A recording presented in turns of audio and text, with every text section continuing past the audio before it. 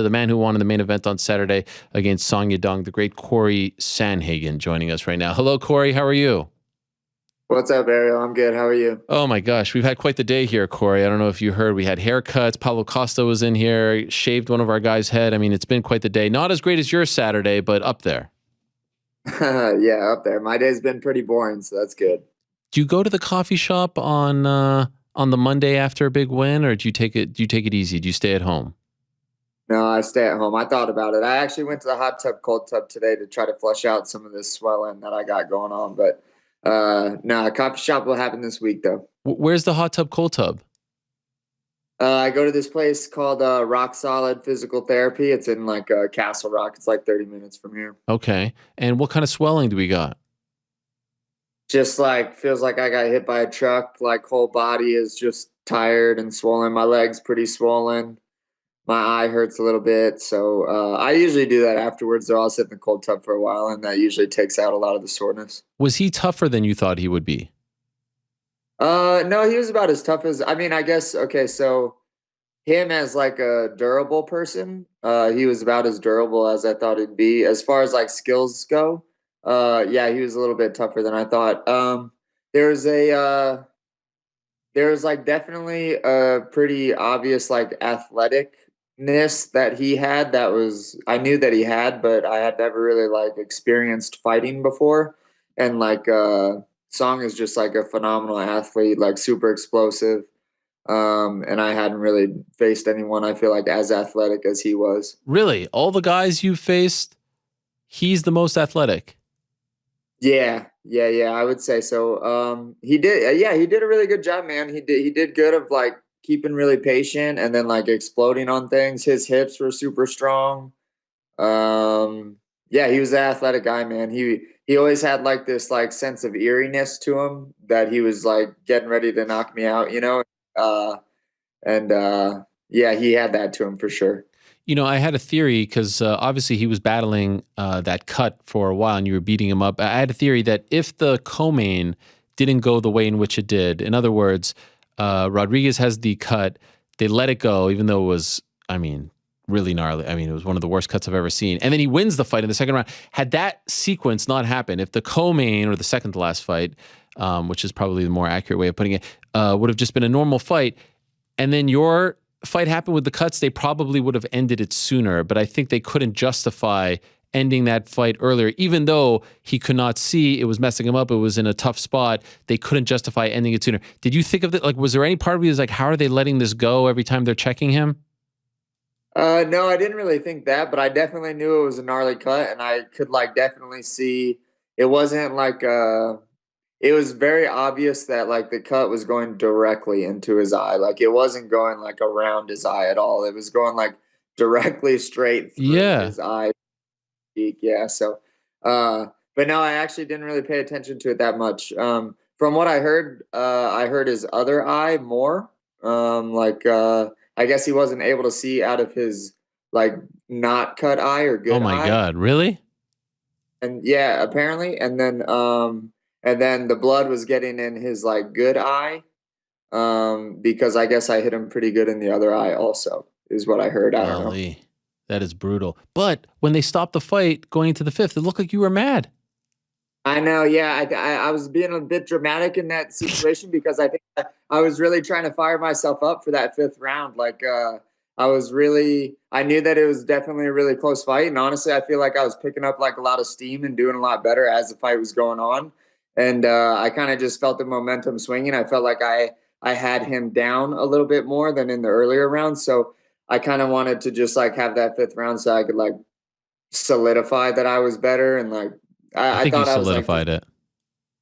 yeah, okay. So yeah, but I was being a bit dramatic. I just really wanted to fight the fifth round, you know. Do you agree with the stoppage?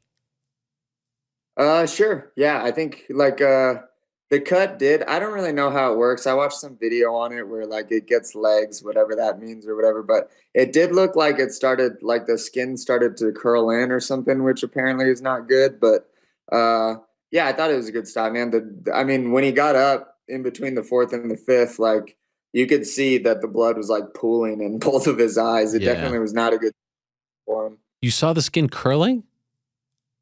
It was like a cut goes like this. It Yeah. looked like it was going. Oh Like my this. gosh. I feel like That's what it looked like. is there a part of you that actually really enjoys that? You were talking about the violence and all that stuff. Like, do you enjoy looking at your like if his face is your canvas, do you like look at that and be like, look what I did? No, not really. Okay, sorry.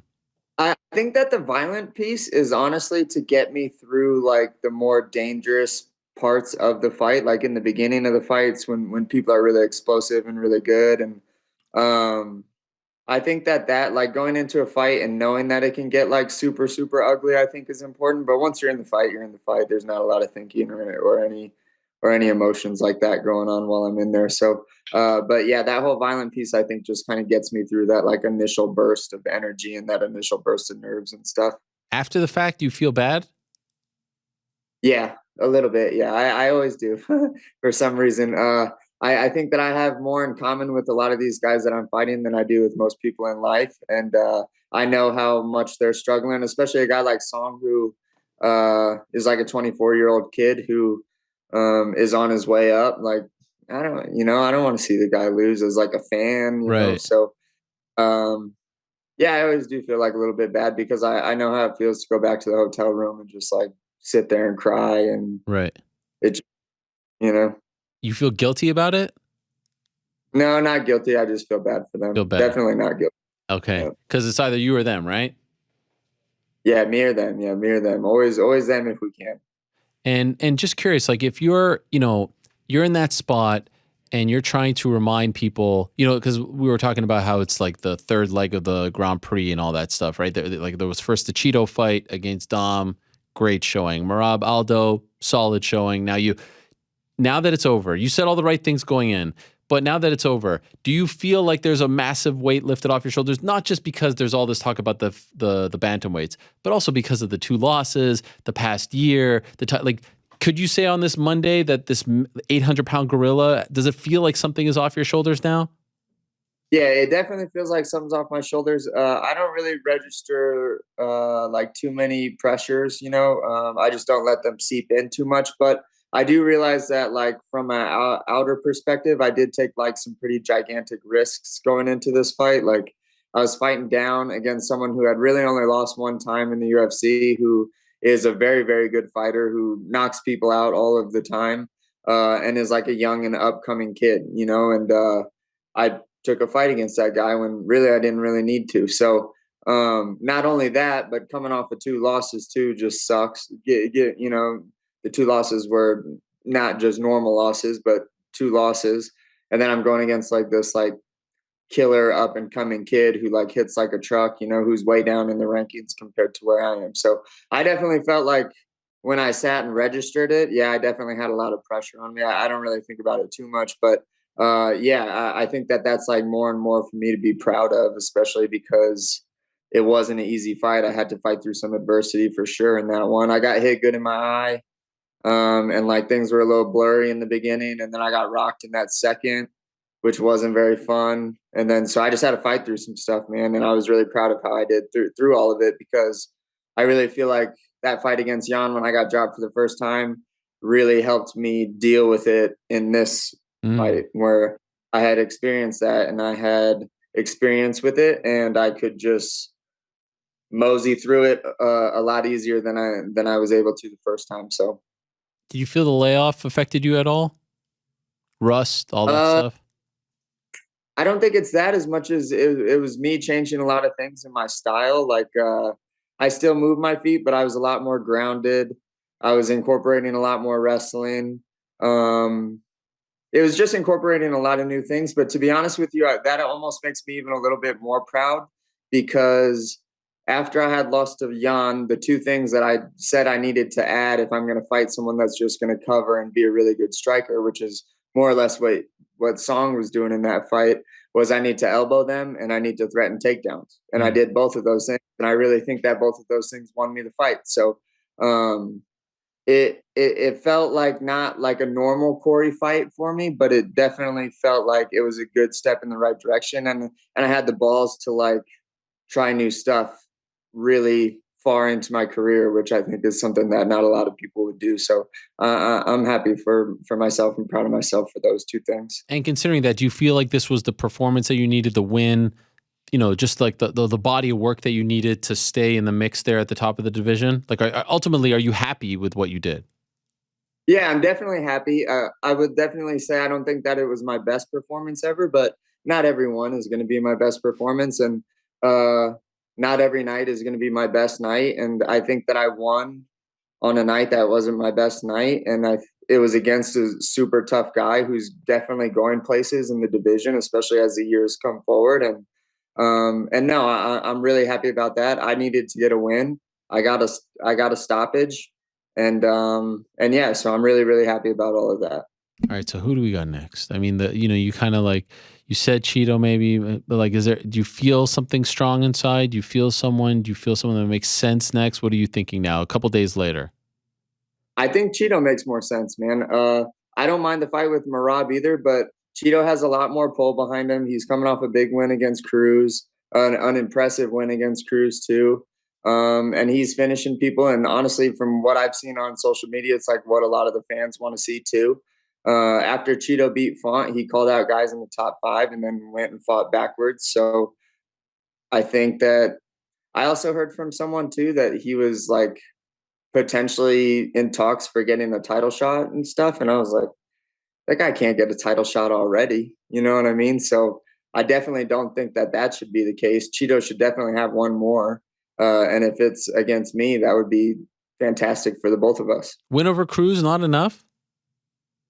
No, I don't think Cruz was fighting down, man. Or Cruz was ranked number 8 or whatever. Like I've been fighting like all of these top 5 guys for like the last 2-3 years of my life. Like he beat Cruz, and a lot of his wins that he's having too aren't like super stellar. Like he's winning most of the minutes. Like he's getting good shots in, which is great for him. Like he's figuring out ways to win, but he's not showing that he's like beating these guys, beating them, which I think is just different. I think the reason why people are saying that is if Aljo beats Dillashaw, who's next? Yeah. Have me and Cheeto fight, and then let's find out. Okay. Number 1 contender. I guess the one curveball is Henry Cejudo. Yeah. Why do you laugh? Because what is he doing, dude? I I don't feel know. like he says time. I don't know what the hell the guy's doing. So I guess he's going to be a curveball forever if it's his decision. But if he comes back and is legit serious about it, are you okay with him getting a title shot upon returning? No, definitely not. Really? He's been off he's been off for so long. Why would the UFC do that? Why would they invest in someone who's just gonna like probably peace out after he maybe wins the title again? I don't really see Henry as someone that they can like really build off of, because I don't really think he's gonna stick around for long. I think he's gonna try to like cherry pick some fights, make another title fight to whether make money or legacy or whatever his motivator is. I can't really say, but I don't really think that he's going to do it because he wants to stick around. He's going to do it because I don't know why the hell he's going to do it. I just don't get it. I just don't see him sticking around. If he says I'm in it, like I'm here for the next 5 years, the guy who was the former champ who gave up the belt, you don't think he deserves a title fight upon returning? Not if it's over me. What about you versus Henry? What interests you more? Biased, huh? You versus Henry as opposed to you versus Cheeto. Yeah, that's great too. I'm okay with that fight also. Man, that would be a fun one. Is there one that you like more? Yeah. I haven't thought about Henry too much, but yeah, fighting someone as good as Henry would be really awesome too. Yeah. Can I just make one request, though, if possible? Maybe you can pass this along to the brass at the UFC, or the great Lloyd Pearson can do this on our behalf. No more Apex. I mean, you deserve better than the Apex. I mean, can we get off the Apex? I mean, enough already. I was thinking that actually, I had a lot of friends and family that actually wanted to come this time around, and they didn't get to come because it wasn't in an arena. So I would really, really love to fight in an arena next to that. Like my family and friends can actually all attend, and I can actually have some fans in the crowd for the first time, because I haven't had fans in a really, really long time. Like against Yan, I kind of did, but it wasn't really because I was halfway across the world. So, Right. yes, I'm in the States in an arena against Cheeto for a main event would be really great. But just curious, there are some fans there, right? You couldn't have anyone?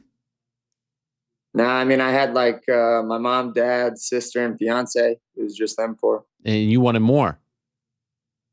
Yeah, I had a bunch of people that wanted to come. Like they're also tired of not like all of my friends used to travel and Right. like hang out. Like that was like a big thing for my group of friends and a lot of my family and stuff for them to do is just to like go to my 1 or 2 fights that I would have a year and hang out and we all get together and it would be nice to be able to do that again. And just as an athlete, do you find it hard to get up I mean, it's just like it's a sterile environment, right? This is not what you didn't fight so hard to make it to the UFC to fight in front of 50 people. To be honest with you, I don't really think about the crowd almost at all when I'm fighting. Um, like I know that it matters to some people. It's not really hard for me to get up with or without them there. Um, for me, it's just about beating the other person. That's really all that I try to make it about. So, it's not hard to get up, but I want to like do it for them so that they Right. can all come watch and stuff. That's like a cool thing for them. I know. Would you like to fight again this year, or are we done? Oh yeah. I mean, if we could do another one at the end of the year, I don't really know like what the card situation is or if they're all filled or whatever. I think that I probably deserve another main event. So if those aren't all booked out, then yeah. But if they are, January is okay too. You versus Cheeto is a main event. I mean, that would be incredible. Imagine. I think so. I think so too. I think that the UFC should set it up. All right, I like that. By the way, a lot of people, I don't know if you got the same, a lot of people hitting me up about this whole milk versus oat milk controversy. Did you get a lot of messages about it? No. What side are they on? Wow. I'm a little bit offended that you didn't read any of them. There was a lot of chatter about this. By the way, I found your new Twitter. I didn't realize you had another Twitter. Well, someone started using it for me. Oh, it's not yours? I just followed it. I was a little taken aback by the fact that you weren't following me already. I was like, wow, are we on the outs? I wasn't sure. But it wasn't verified, but it looked like a real account. Is that you? Yeah, it's a real account. My agency is doing stuff with it Smart. for like promotion that I need to do, but no, I still don't use it. No. Oh, okay. Well, anyway, there was a lot of activity. If I'm being 100% honest, the vast majority were on your side, and it was very disappointing. A lot of although Action Bronson, whose opinion I really respect, was all about the oat milk, just for the record. And I mean, it doesn't get more alpha male than that guy. Well, when was the last time that you had a whole milk one? It's been a while. If I'm being honest, I'm talking, 6-7 years. See that you haven't had like that's like you've been eating like the fake ice creams for a really long time. Now it's time for real ice creams. Okay. All right. Fair enough. By the way, can you have a coffee on the day of the fight? Is that allowed? Yeah. I always have a decent amount of caffeine before fighting. Okay. Yeah. Like how many will you have in a 24-hour period before a fight? I just do a double espresso. Oh, that's it? Yeah, that's it. But I don't really drink a lot of coffee throughout the day. I drink like a half a cup will kind of get me going. If I drink like a full cup of coffee, I'm kind of really weird with the caffeine. But yeah, man, if I have like a full cup of coffee at like 9 a.m., it will sometimes keep me up at night. Come on. Isn't that crazy? What? I know. I know. I don't know. It just really affects me. So I only drink like a half a cup, 3/4 of a cup of coffee every day. Yeah. Really? Yeah, I know it's weird. Yo, if I have a cup of coffee at 9:30 p.m., I could fall asleep in the middle of the cup of coffee. Now, I don't know how people can do that. I would literally be up all night. Really? Yeah. Have you ever had an affogato? Oh yeah, I like those. That's the ice cream and they pour the espresso on top. Yep, I like that. When you're celebrating this week, treat yourself to an affogato, a nice little vanilla ice cream with an espresso on top. There's nothing better. The mix of the hot and the cold, the coffee, the ice cream, it's fantastic. Yeah. I don't even know where to get one of those, but that actually sounds really good. Maybe I'll do that. But it'll have to be before 9 a.m. or else it'll keep me up all night. Well, I'm very happy for you, Cory. Congratulations on the win. Well done to you. And good to see you back, reminding people, like the great Roy Jones once said back in 2002, y'all must have forgot. We have forgotten who Cory Sandhagen was, that he's still a force, a tour de force at 135. You reminded everyone on Saturday. Well done. I look forward to your next one. If it's against Cheeto, I mean, two of my favorites. I don't know how to feel about that. If I'm being honest, my heart is going to be going in multiple directions, but it's a great fight. So I hope you get it if that's what you want. Right on. Thanks a lot, Ariel. Thanks for having me on, man. Always. There he is, Cory Sandhagen, joining us